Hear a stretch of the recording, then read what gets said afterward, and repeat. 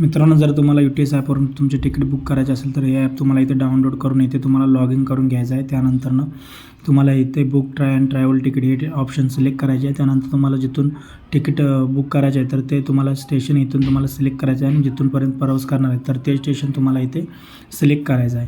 त्यानंतर तुम्हाला gate fire इथे तुम्हाला क्लिक करायचं आहे. गेट फायर इथे क्लिक केल्यानंतरनं तुम्ही किती जणांचं तिकीट काढणार आहे तर ते तुम्हाला इथे सिलेक्ट करून घ्यायचं आहे. त्यानंतरनं तुमचा फर्स्ट क्लास सेकंड क्लास तुम्हाला इथे सिलेक्ट करायचं आहे.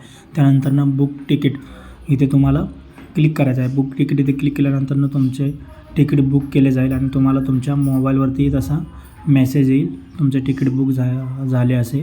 त्यानंतरनं तुम्हाला तुमचे जर तिकीट पाहायचे असेल तर तुम्हाला इथे बुकिंग हिस्ट्री अशा प्रकारे ऑप्शन आहे तर इथे तुम्हाला क्लिक करायचं आहे. इथे क्लिक केल्यानंतर तुमचे जे तिकीट आहे तर ते तुम्हाला इथे पाहायला मिळेल. तर मित्रांनो, तुम्ही अशा प्रकारे UTS ॲपवरून तुमचे तिकीट ऑनलाईन बुक करू शकता.